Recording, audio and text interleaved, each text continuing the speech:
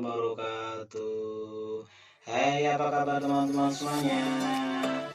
Bertemu kembali ya, masih di channel pembelajaran kita di channel dari Arif Kulison. Kali ini teman-teman, kita akan melanjutkan pembelajaran kita di ilmu pengetahuan alam dan sosial. Masih di bab 1 tentang tumbuhan sebagai sumber kehidupan.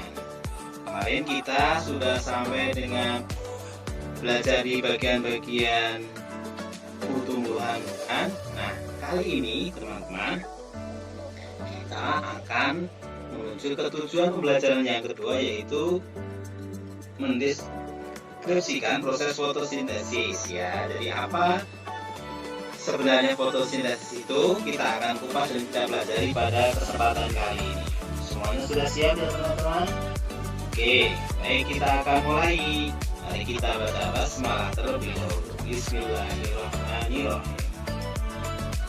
Teman-teman, kemarin kita sudah menyebutkan bagian-bagian tumbuhan ya, dimana bagian atas pada tumbuhan itu adalah daun ya.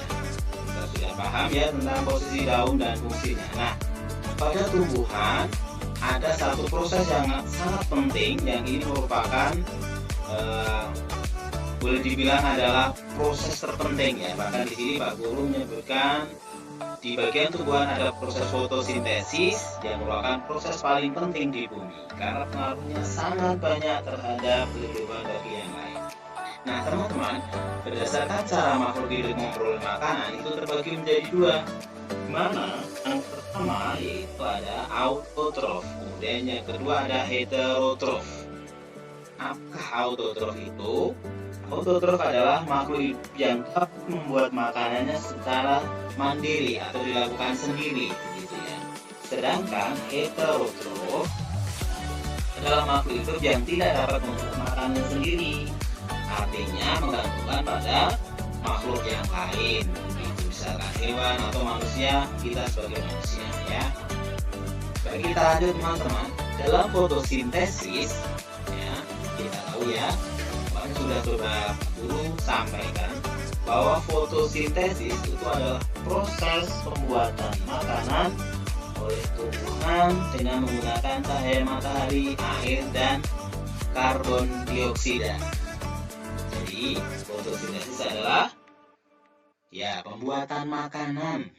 Kalau kita pembuatan makanannya ada di dapur, begitu ya, kita memasak ya. Nah, kalau di tumbuhan itu proses pembuatan makanannya ada di daun dengan bantuan atau menggunakan cahaya matahari, air, dan karbon dioksida. Fotosintesis itu sendiri terjadi di daun ya. Dapat kita lihat bagiannya seperti ini teman-teman. Jadi tumbuhan mengubah energi cahaya menjadi energi kimia.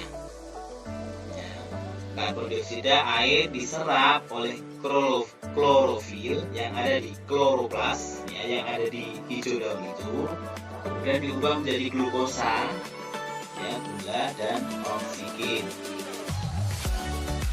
Bertahap jelasnya akan coba kita jelaskan seperti ini.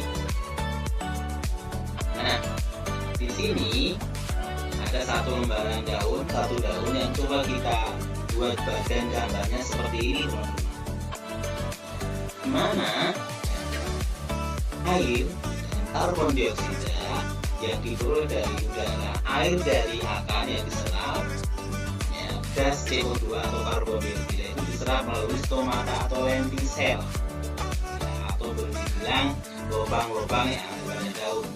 Kemudian cahaya matahari itu diserap oleh kloroplas yang terpancar ya teman-teman. Jadi kalau tidak ada sinar matahari, apakah bisa Pak Guru? Ya tentunya tidak bisa. Makanya ketika musim dingin atau di daerah yang cukup dingin, itu betapa susahnya mendapatkan cahaya matahari, sehingga susah juga untuk terjadinya fotosintesis. Nah, setelah 3 komponen atau bahan ini tersusun ya, cahaya matahari, air, dan karbon dioksida, hasil dari fotosintesis ini akan menghasilkan 2 hal. Yang pertama yaitu glukosa. Glukosa tahu ya teman-teman, glukosa itu boleh kita sebut dengan istilah gula lah ya. sehingga hasil dari makanan tersebut biasanya manis kan, buah-buahannya. Nah, glukosa ini selain dihasilkan ini juga akan disalurkan seluruh bagian tubuh tumbuhan melalui pembuluh floem ya, atau sela-sela di ranting dan batang begitu ya. Dan hasil yang kedua yaitu oksigen, di mana oksigen merupakan hasil fotosintesis yang dilepaskan ke udara. Nah, makanya ketika siang hari, kenapa ketika kita berada di bawah pohon yang cukup rindang, daunnya banyak, terasa sangat sejuk? Ini karena setiap tumbuhan menghasilkan oksigen. Begitu ya teman-teman, bisa dipahami ya. Kita lanjutkan. Nah, setelah kita paham tentang fotosintesis, kemudian kita akan belajar tentang manfaat fotosintesis. Apa sih manfaat fotosintesis? Nah, yang pertama, jelas ya bahwa tumbuhan sebagai sumber makanan. Karena setiap hari tumbuhan itu melakukan fotosintesis atau proses memasaknya pada daun tadi, membuat makanan, sehingga menghasilkan kelebihan karbohidrat. Dan hasil fotosintesis akan disimpan di berbagai bagian tumbuhan yang berbentuk zat tepung, atau kita kenal dengan amilum atau buah itu sendiri. Nah, misalkan pohon mangga akan menghasilkan buah mangga, pohon jambu akan menghasilkan buah jambu. Demikian juga gambar yang ada di sini, ada beberapa sayuran, ada tomat, brokoli, terong dan sebagainya. Yang kedua, bahwa manfaat fotosintesis itu adalah sebagai produsen dalam rantai makanan.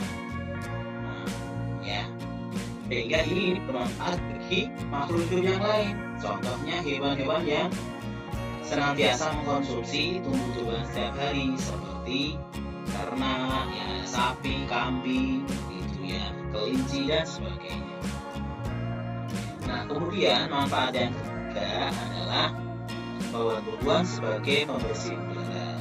Seperti yang kita ketahui tadi ya teman-teman, bahwa setiap kali terjadi fotosintesis maka akan menghasilkan oksigen. Oksigen itu udara bersih ya. Karena karbon dioksida dari hasil pernafasan makhluk hidup, kita, hewan, atau mungkin dari pabrik-pabrik, asap pabrik dan asap kendaraan akan diserap oleh tumbuhan, diproses untuk menjadi oksigen tadi, begitu ya. Nah, sampai di sini sudah paham ya teman-teman?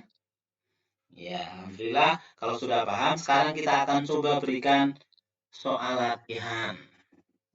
Di mana yang pertama, kalau diingat ya tadi materi yang sudah Pak Guru sampaikan, apakah yang dimaksud dengan fotosintesis? Ya, di bagian awal sudah kita jelaskan ya. Kalau ada yang bingung bisa dilihat lagi slide dari video atau tampilan dari konten ini. Yang kedua, bahan apa sajakah yang dibutuhkan dalam proses fotosintesis? Ada berapa tadi ya?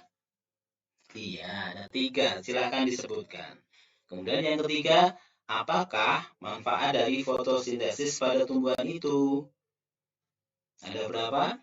Ya, ada 3 manfaat tadi ya. Silahkan dilihat lagi sambil dipelajari. Nah, sampai di sini dulu teman-teman, adik-adik semuanya di kelas 4. Semoga ini bermanfaat bagi kita, baik di rumah maupun di sekolah, serta dalam kehidupan sehari-hari. Terima kasih, sampai bertemu kembali di pembelajaran yang lain. Assalamualaikum warahmatullahi wabarakatuh.